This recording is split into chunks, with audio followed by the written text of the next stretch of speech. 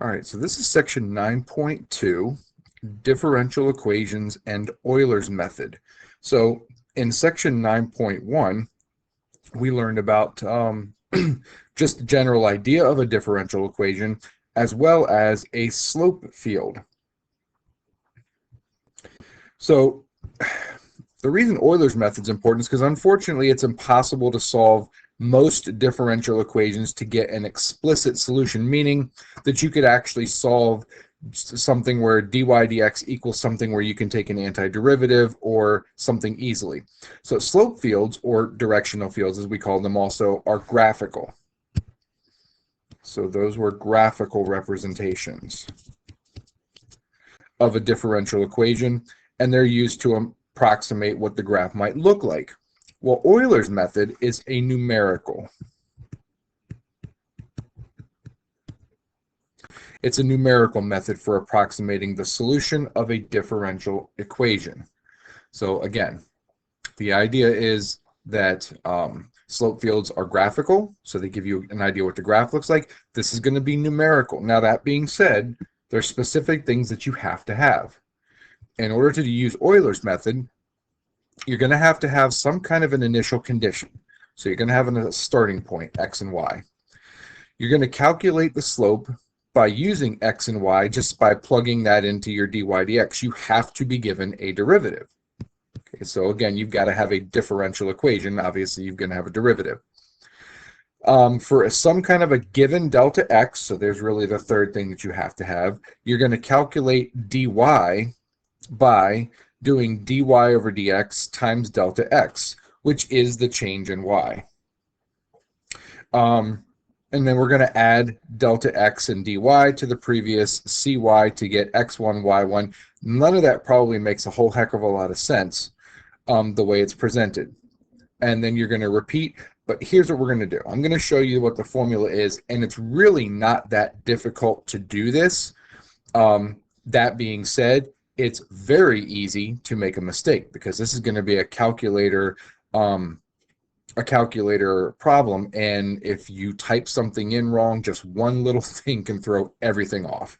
So unfortunately, it's not hard to do. It's just very easy to make a mistake. All right, this is going to be 2 videos. This video will be much shorter than the second one. And as a matter of fact, you're going to hear me say probably in the second one something about changing stuff on your paper. That's been corrected since the first time I did this video.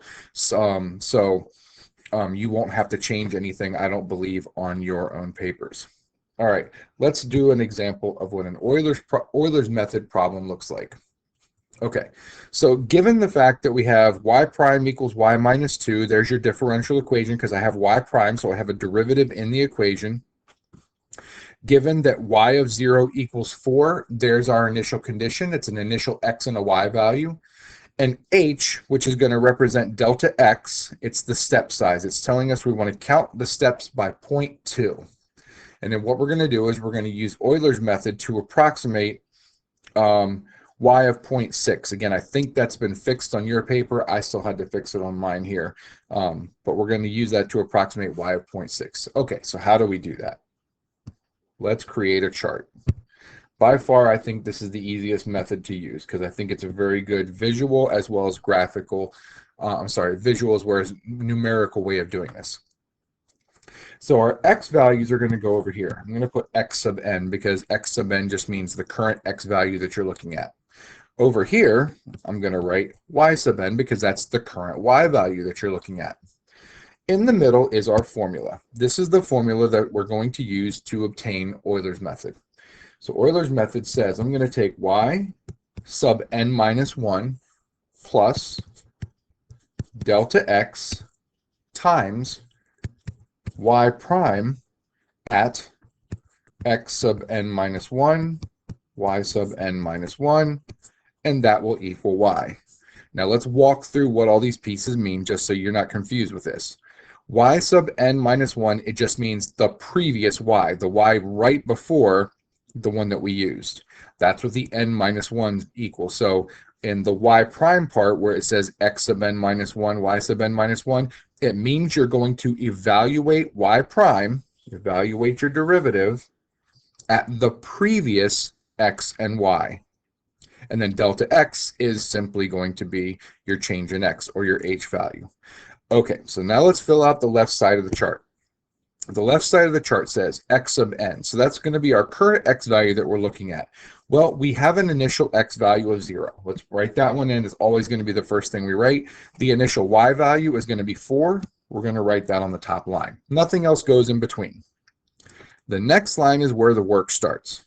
So according to this, our next x value is going to be 0.2. Well, how do I know that? Well, if I start at 0 and my step size is 0.2, it just means I'm going to add 0.2 to each x value. So the next one is going to be 0.2.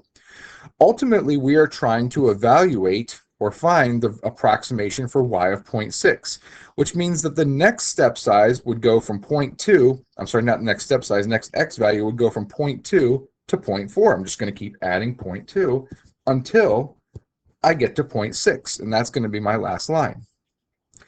Okay, so now let's actually do the calculations. The equation says y sub n minus 1. On this line right here, the previous y value comes from right there, the step above.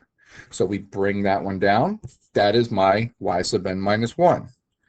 Plus delta x, that's never going to change in these problems. That's 0.2 times, I have to evaluate the derivative at my previous x and y value.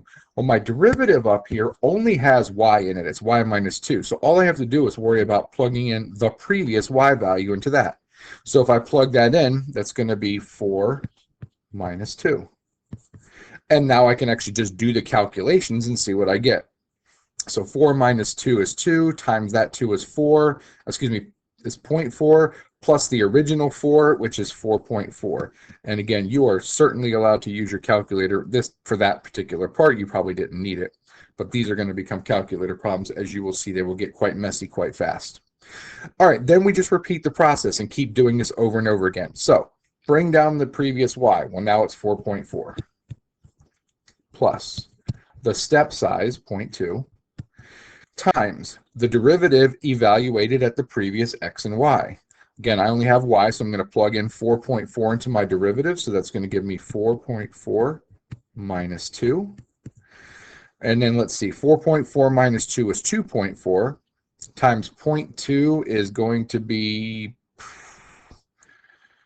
0.48. Yeah, 0.48, and then 4.4 plus that is going to be 4.88.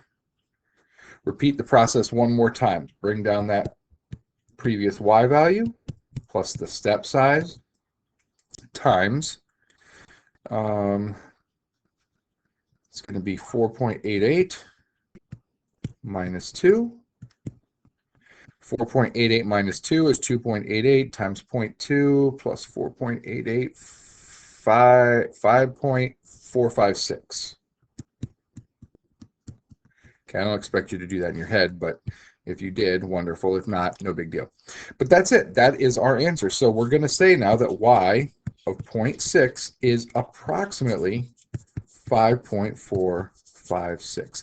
That is our approximation of y of 6 given the Euler's method that we were given our differential equation that we started at 0, 4. That was our initial condition, our initial point, and that we had step sizes of 0.2. Okay, we're going to at least get this second problem started, and then I believe that is where the next video is going to have picked up for us. So let's go ahead and start this problem. It's the same idea.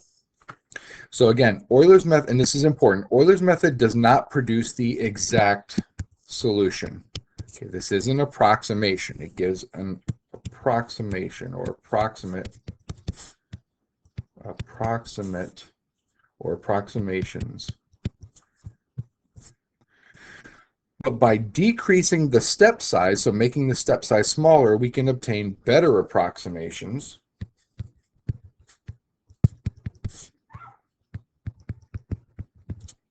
to the exact solution. All right, so let's try this one again. We're going to get it started, and then I believe I finished this one on the second video. I keep saying that because I created the second video a couple years ago. All right, x sub n y sub n all the way over here. We are trying to do, here's 0 and 4. That's our initial conditions. We're still trying to approximate y of 0.6, but now our step size is 0.1. So now I'm going to start counting by 0.1. So 0.1, 0.2, 0.3, 0.4, 0.5, and 0.6. One thing that is very important is that you write out every single decimal when you do this. Do not start to round early, or at the end you will have rounded too many different times and your answer is most likely going to be off. Okay, so let's do the process.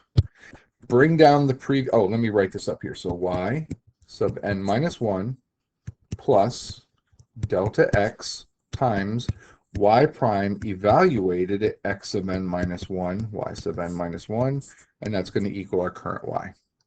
Okay, again, bring down the previous y, 4, plus, the step size is now 0.1, times, evaluating the derivative at our previous y value was 4 minus 2, oops, not equals, times 4 minus 2. So then we get 2 times 0.1, which is 0.2, plus 4 is 4.2. Okay, I could do that one in my head. I'm going to probably not do the rest of these in my head. I'm only going to do about one more because I think I'm overlapping here with my other video, but I at least want to show the calculations in the calculator just to make sure you can do it. So we'll bring down the 4.2 plus the step size, which is now 0.1, times y prime evaluated at 4.2 minus 2. So let me bring up the calculator real quick and clear that out of there, and let's see. Oops, nope, come on, clear. Why is that not working? Okay. 4.2 plus 0.1 times 4.2 minus 2. 4.42. And again, what you're going to do is you're going to keep bringing these down. And I am not going to finish this one right here. So it'll be 4.42 minus 2, because I believe this, again, is going to be in the second video. But that's the idea. And these numbers on the right side of the y equals can get very long and tedious. But yes, you must keep writing the entire one out every time. One of the other things that you're going to see in the second video is that in this case, we only had to rely on the previous y value because that's all the y prime had in it. You will have ones where you have both x's and y's that you have to rely on. So it'll be the previous x and y. But again, that should be explained in the second video.